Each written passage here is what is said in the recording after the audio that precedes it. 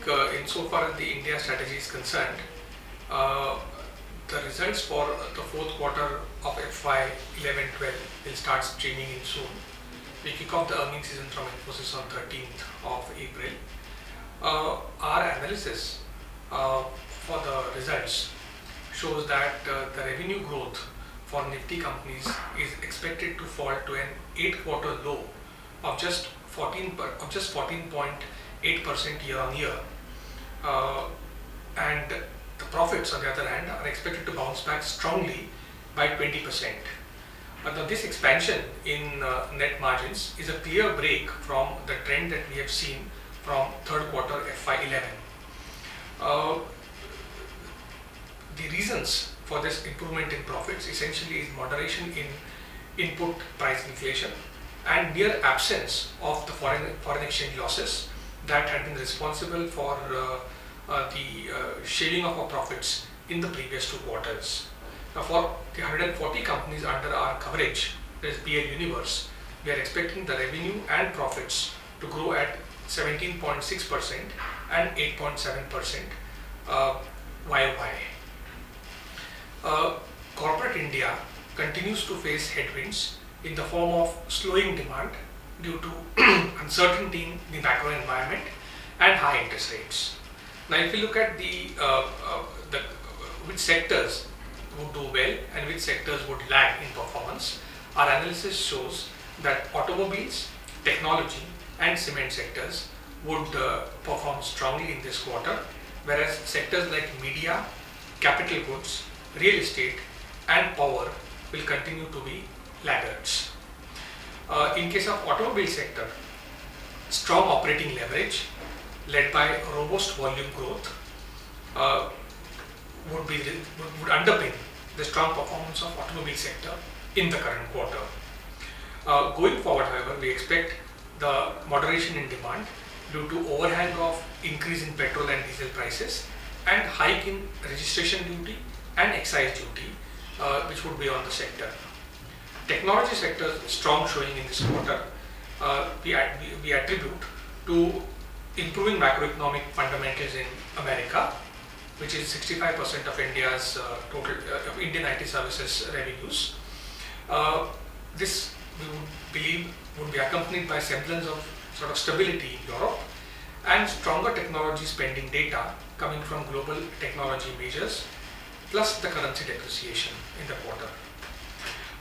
We expect technology spending to improve as we go into calendar year 2012. In case of cement sector, we would say around 10 to 14% growth in volumes, aided by strong growth in prices due to strict observance of discipline by various market participants will underpin the stellar performance of cement sector in the current quarter. Now coming to the sectors that we believe would be laggards, I think media would stand out.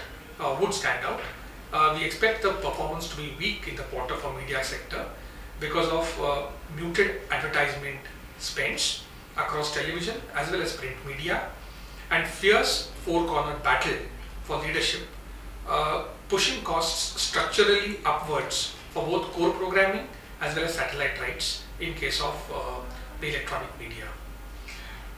In case of capital goods, there is a sharp drop in project announcements.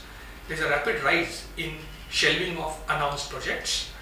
There is continued delays in terms of execution due to high interest rates and issues like delays in land acquisition, co-linkages, etc. continue to impact the performance of capital goods sector.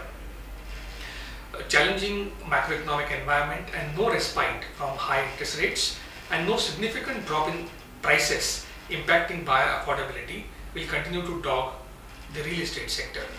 And lastly, the power sector, I think we expect the increased fuel and interest costs which will cause delay in execution to impact the performance of power sector. In the quarter, I think we are seeing a nascent recovery taking hold in the American economy, and in case of Europe, a semblance of sanity sort of has returned in Europe. However, we believe that rising unemployment, tighter credit weak consumer and business confidence will continue to dampen the demand prospects for Europe.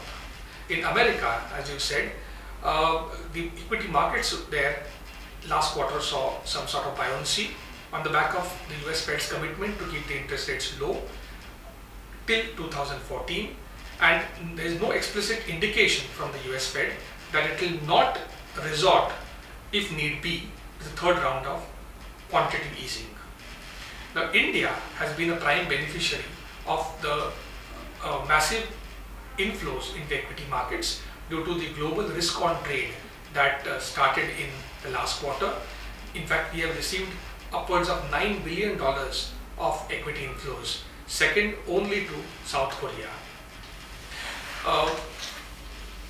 In the quarter, we saw the Indian currency yo-yoing. At the beginning of the quarter, we saw on the back of strong flows, Indian rupee appreciating vis-a-vis dollar and other currencies. But in the second half, concerns on the macroeconomic front, like widening trade and current account deficit, strong possibility of fiscal slippages vis-a-vis what was projected in the budget, as well as stronger than expected gross borrowing program of the government, which also significantly front-loaded. 65% of total government borrowing will happen in the first half of FY 12-13.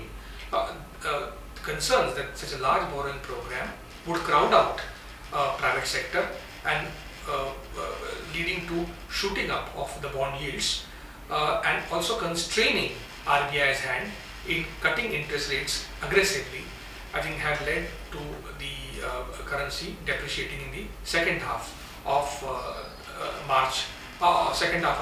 the January-March quarter. We expect the inflation to moderate to around between 6 and 7% in the medium term, but three things needs to be closely watched.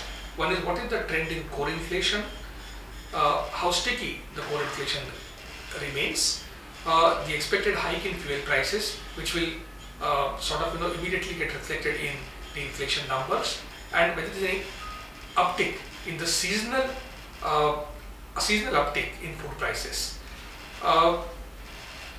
I think insofar as the interest rates are concerned, there is a clear moderation in expectations insofar as the repo rate cuts by RBI is concerned. Before the budget, we were expecting 100 to 150 basis points drop in interest rates over a 12-month period, but now we expect that the drop will be calibrated and will only be between 50 and 75 basis points over the next 12 months. If you look at the three engines of growth, then consumption is the only engine of growth that is currently firing. Investment-led demand has come to a sputtering halt, and with the exports market not doing too well, I think exports also will see some sort of moderation. Some of the important happenings that the market was pinning its hopes on, like the state assembly poll results, have been adverse to the ruling dispensation, and it will constrain its hands in terms of rolling out second generation reforms aggressively. In addition to that, I think the concerns due to the general anti-avoidance rule also are weighing heavily on the markets. I think the only silver lining has been that many state governments have been aggressive in allowing steep hike in electricity prices, which we believe is a welcome first step to restore the financial health of heavily loss-making state utilities. Insofar as FY 12-13 earnings guidance is concerned, we are expecting the earnings growth for FY 12-13 to be around 18.9%, around 19% growth in earnings. This will be on the back of a very flat, almost 0% growth in earnings in FY 12. So FY 12 earnings will be flat vis-a-vis FY 11, and FY 13 we are expecting an earnings growth of around 18.9%. FY 14 numbers we are also penciled in, and we are expecting an FY 14 earnings growth to be 12.4% over FY 13. So talking about specific numbers, the EPS for Nifty will be around 338 for FY 12, which is same as FY 11. FY 13 we expect the EPS to be 402 rupees, and FY 14 the EPS is expected to be 451 rupees. Thus at the current 5,200 odd levels of Nifty, it is trading at 15.3 times FY12, 12.9 times FY13, and around 14.5 times FY14, and around 11.5 times FY14 earnings.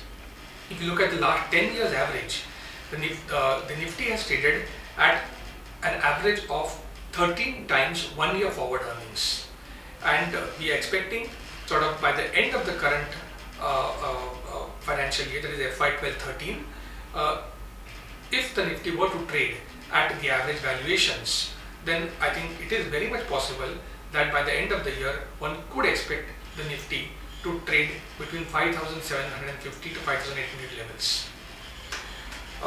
On the downside, we are expecting that the macroeconomic concerns, the inability of the government to push any meaningful reforms will sort of act as negative dampeners, and hence but at the same time the global liquidity continues to remain positive.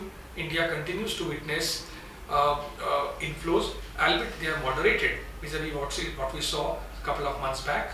So a supportive global liquidity, but impediments on the domestic front will keep, in our view, the markets to be range bound, and the markets will continue to trade, we believe, between a range of 5,000 on the downside and around 5,700 to 5,800 on the upside. Insofar as our top picks are concerned, I think we continue to like in the large caps stocks like Coal India, Infosys, Bharti Airtel, ICICI Bank, Axis Bank, Tata Motors and Maruti on the auto side, HCL Technologies, Dr. Reddy's, and Adani Ports and SEZ. On the mid cap side, we continue to like Cadila Healthcare, Petronet LNG, LIC Housing Finance, Shri Cement, Apollo Tyres, Amara Raja Batteries, Mindtree, Rallies, KEC International, and Jagran Prakashan. Thank you.